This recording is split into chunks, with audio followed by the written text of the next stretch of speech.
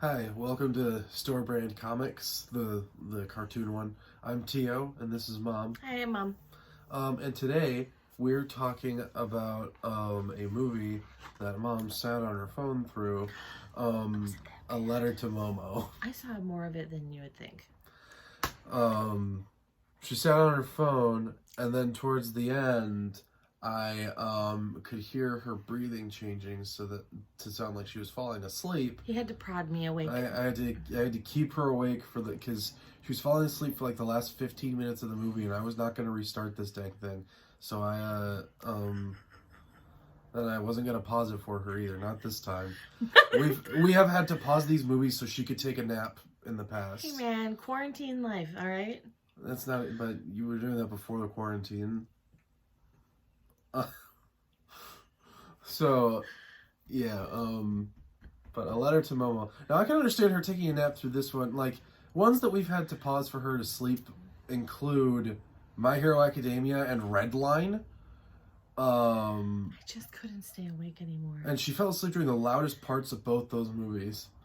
So obviously, it's not noise that keeps me awake. But this one I understand a little bit more because it's much slower and, If I was gonna fall asleep in anything that deserved to fall asleep in, it's at 5 seconds per millimeter. Stop trying to say the name of that movie. You're never gonna remember it. Didn't I say it right though? 5 seconds per millimeter? No, it's 5 centimeters per second. Oh. There is no measurement system on the planet that uses time before distance. I don't know how you keep messing that up. Because I just haven't committed it to memory. So that one I should have fallen asleep to. This one was actually more interesting than that. You were too busy making fun of that one to fall asleep. That could be. That one irritated me so much. We had so much fun making fun of it. Yeah. But yeah, A Letter to Momo. I enjoyed this movie quite a bit, but I didn't unenjoy it. It had some really funny moments in it. It did. I am a fan of those like kind of slower, more thoughtful sorts of anime movies. Not thoughtful on the level of 5 centimeters per second, but I mean, I guess maybe I'm a little too programmed to American movies where there is something usually going on throughout, and in cartoon movies especially, it's always action because they're really trying to gear it towards children. Even if it's stupid action, there's usually action. So, I mean, it's not that I didn't like this movie. I just felt like there were a couple of times when they were in a moment that went a few minutes too long. Like, we were feeling bad, but we felt bad for 15 to 20 minutes. I mean, it was just like, good God. Okay, like, how long do we have to hold on to this emotion? So, maybe I was just a little ADD where that was concerned, but...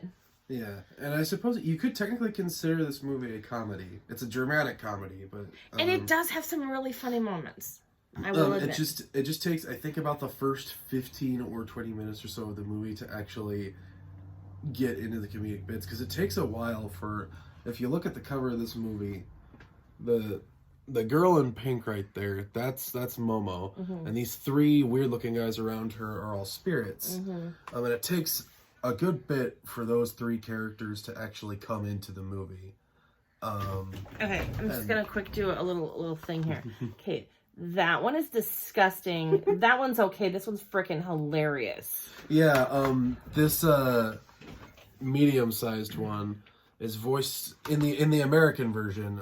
I don't know who does his voice in the Japanese version. Actually, looking at these voice actors, I finally realized where I recognize one of these names from. The voice actor Cho on here.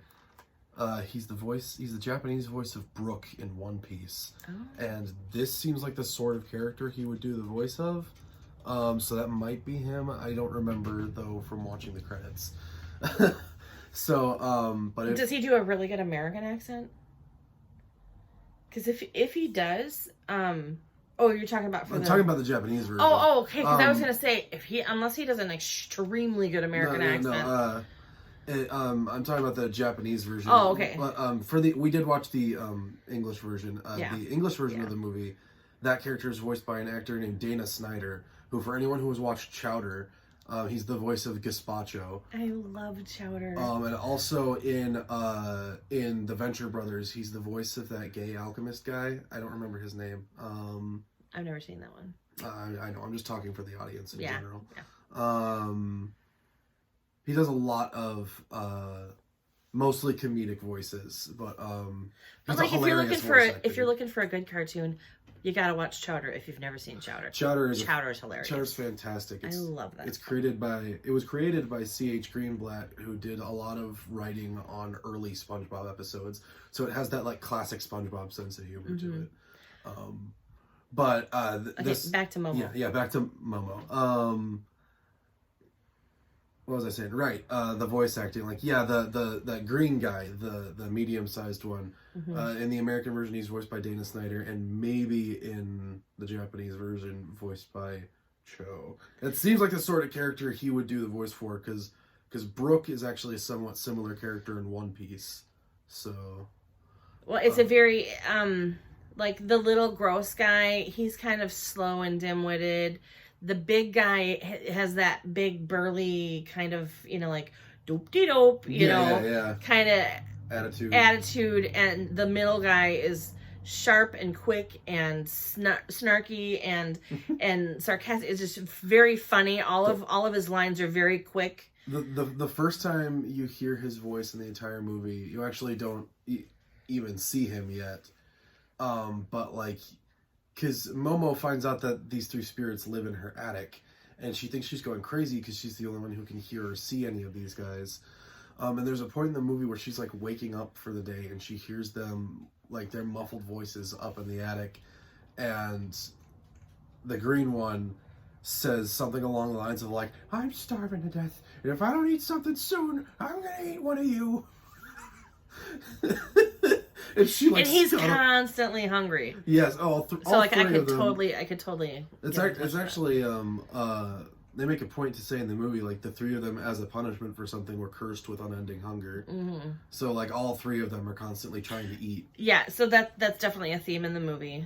Because part of it is like they're eating her out of house and home. She's getting in trouble because the mom can't see these characters, and her mom's starting to think like, you're being excessive or you're acting out or this or that or the other. So there's like some conflict between her and her mom because of that. Right. And another source of drama and conflict in the movie is the fact that the main character's father is like recently dead. Mm-hmm. And she and her mom are moving to a smaller town. Like, actually they're moving to like an archipelago of islands. Mm-hmm.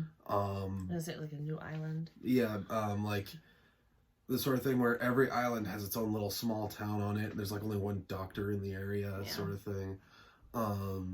Like they're building a new bridge. That's the big that's the big build up item in the thing, is that they're building this new bridge. And of course they bring it up, but you don't know why, and then later it becomes important. Yeah. But yeah, they're kind of escaping. Plus, the main character's mom has asthma, so like they're going to these islands because the air is kind of cleaner there. Mm-hmm. Her mom is going to school there. They're starting over. Yeah, they're moving in with aunt and uncle. Yeah, like they're starting their lives over, basically. Yeah. The little gremlin-looking dude, Mom said she hates him and he's gross. He's very gross. I loved him. I thought he was hilarious. I didn't like. He walked like a little. He looked. He looked like a little death gremlin. Like he was super. Like he has that walk where like kind of he's a little hunched over, widespread like stance in his legs, holds his arms out a little bit like a monkey, and he kind of swings back and forth when he walks. And then his tongue sticks out all the time. He's got a super long tongue. It's just sticks gross. Out. And I just thought he was kind of funny because like he's very dim. He can't remember anything. He doesn't know how to read or write. That was cute. And there was a point in the movie where the other two, like these three spirits, are like making reports to heaven, and there's a point in the movie where they're like, they realize that the little one's having trouble remembering what they're even supposed to be doing. So they're like, well, so that the little one can remember our mission, we'll have him write a report to help him with his memory. There's a point where he's just sitting at a shrine with a brush and a scroll, and he's just sitting there staring at it. He's like, oh yeah, I can't read or write. So he just kind of packs it up and goes home. I thought that was kind of funny. But yeah, it's definitely an interesting movie. So it's definitely about like Mom said, whenever the movie gets into one of its selected tones, either drama or comedy, it has a tendency to stick to that particular tone for a couple of scenes at a time. Like there is one scene where like the two bigger spirits are stealing a few baby boars because they're hungry and they want pork. And so there's this whole big hilarious chase sequence. So cute. There's like these tiny little baby piggies. Like, eat the parents. Don't eat the babies. Well, don't eat any of them. Those babies need the parents to live. Leave a parent. Eat one. One would be sufficient. So yeah, the two bigger spirits are trying to carry these pigs, and so the parents are like chasing them through this orchard, and which I mean, it was funny for a little while. Yeah, that was a funny chase scene, and then you get the moments where, like, the mom and the daughter are, both, well, mourning the death of the girl's father in their own ways. So it's like. And that's a source of conflict. But yeah, so it's definitely an interesting movie. I don't really know how to put it. Like, I guess as far as like major themes go, it's very much about like regret, and mourning, and just like making an attempt to understand like your loved ones and those who are around you. I mean, as somebody who my parents moved me to a town that I didn't know when I was, well, let's see, I was between my sophomore and junior year in high school. So moved there, didn't have a license. My parents both worked, so I was home alone all the time. I can understand. I would have given anything to have had an aunt and uncle around that I could go and hang out with and learn stuff from and just to even talk to, but she like never talked to any of them. And I mean, she made some friends in the village at some point. And that was cute. Like their relationship was kind of cute. Oh yeah. In the movie, sorry for a second, I thought you were still talking about her personal life. Yeah. In the movie, she talks to, other kids like her age. There are other kids her age. No, but I'm just saying that, like, personally, I can understand where she came from in that loneliness that, but I don't ever remember like blaming my mom for, like, you brought me here and you dumped me and then you went to work. I mean, because her mom was working. It's like, well, her mom was going to school. Oh, well, whatever. I don't know what she was doing. I thought she was going to work. Yeah, they mentioned a couple times in the movie that she had once again, I was looking on my phone and almost asleep at certain points. So there are some small things I didn't pick up on. She was super uninvested in this movie. Yeah. I mean, it wasn't a bad movie. I just don't know that I would watch it again. I mean, like, energetically. She's not a slow movie person. No. Which I know I have at least one more of those planned for the near future, so I don't know. Well, if it tells you anything, I prefer horror and action movies over chick flicks and anything emotional. I don't like emotional movies.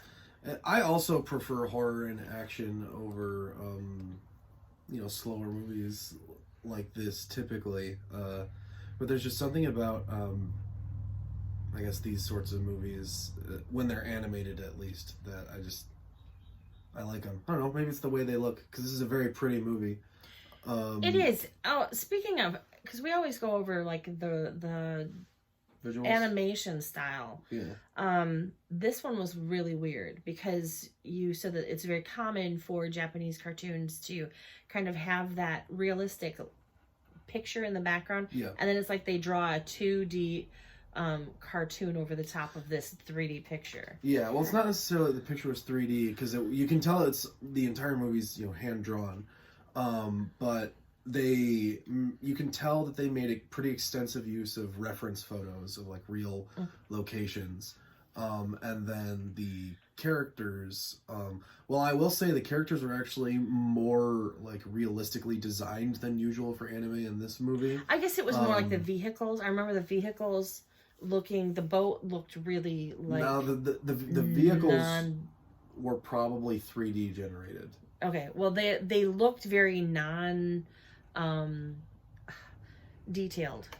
Yeah, and that's usually that sort of look is usually a result of a 3D CGI object being put in a 2D movie, and then it like they tried to make it look like it was a part of the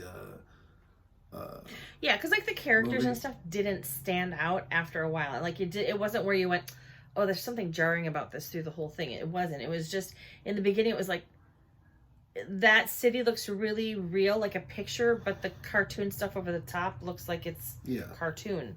It just because was weird. The characters, like I said, they're more realistically designed and a little more detailed than your typical anime, but they were just low detail enough for it still registers very much as a cartoon. Yeah. It's not like with Beowulf, where it's right. weird and uncanny to look at until your eyes adjust. Yeah. And I mean, I really liked Momo as a character. She was a nice girl. I think they, especially when they did their little dance routine, that was funny. That was a funny part of the movie. Right. I'm just looking on the back here. The spirits made her do a dance with them. And for a ritual they were doing. And he's like smacking her and stuff like, no, you do it this way. You're doing it all wrong. Oh, right. The voice actor for the big spirit is Fred Tatasciore. I think that's how you pronounce his name. Which anyone who knows like cartoons and voice actors knows that Fred Tatasciore is like he's the go-to Hulk voice for any Avengers cartoon. He and any Avengers video game actually too. So like they got some like high profile like voice actors in this movie. It wasn't celebrities that they got for like star power to do voices for the English dub in this movie. They got like actual career voice actors. Yeah, they were good. Yeah, and the actress who did the voice of Momo's mom actually, for other anime watchers out there, also does the voice of Hinata in Naruto and Orihime in Bleach. So you don't know any of those, but for those out there who do know, like that's just an interesting little fun fact there. For those that pay attention, like me. And I'm learning. She's learning. Mm-hmm. She is learning. Alrighty, so I think that's probably all we have to say about this one. Mm-hmm. On a scale of 1 to 10, I give it about hard 6 or a soft 7. I was gonna say the same thing. Probably the hard 6. Soft 7 for me. Yeah, because watchability, it's a great background movie for me. Like, I could have this on and I would be okay because I don't have to invest myself into it. I don't have to pay really close attention to understand what's going on. This is one of those movies you can zone in and out of and still find what you're doing. Yeah, because the movie, it's a very slice of life sort of movie, so it doesn't really have a plot. It just has a series of events that take place between the beginning and the end. And it's got an interesting hook with the spirits being involved. So, but yeah, for me, I would say this is the sort of movie where I think I would put it on for background noise while I'm like working or cleaning or something. And then like if I'm in the mood for something that I just kind of want to appreciate visually as art, I would probably put this sort of movie on too. If I'm in the mood for something a little slower, because I get in those moods. And for little kids, Quite honestly, I would have probably let my 5 or 6 year old, my little people watch this because there's nothing scary about the spirits themselves. They're just a little creepy. Yeah, but But then they're supposed to on be. top of it, they're very silly. Yeah. So they look funny, they look a little creepy, but the silliness takes over any of that creep factor. It's got that like, well, this is gonna be a weird comparison, but I'm just saying this for the sake of like sort of describing how it's like. It's like how Tim Burton, all of his kids' movies are super creepy, but they're also super endearing and like child appropriate because none of the creepy characters are like nightmare evil. worthy. Yeah, like they're not evil, they're not wicked characters, and they're not really scary. They're just creepy to look at. So it's like in this is not Tim Burton-esque in any regard. No, that's just for the sake of like describing like these characters look it's weird. Silly, creepy. Yeah, these characters are off-putting to look at, but they're doofy and they're funny and they're weird. Yeah. So yeah. So I would recommend it for families. All right. Something I've been forgetting to do at the end of these videos is announce what we're talking about for the next week. So this. Sorry, I'm hungry. This week, I'm going to announce that next week's video is going to be about One Piece Stampede. Mom is going to watch a One Piece movie, and I don't know what she's going to think of it. She has been in the room for like an episode of One Piece before, and the only comment she had on it was, "Gosh, there's a lot of yelling in this show." Well, we'll see. So I picked it out, so. Yeah, I presented her with 3 movies, and she picked out One Piece. Well, it's because One Piece gets talked about a lot. Yeah. And I want to know what it's all about. I'm a huge One Piece fan. I love One Piece. So, okay. Alrighty.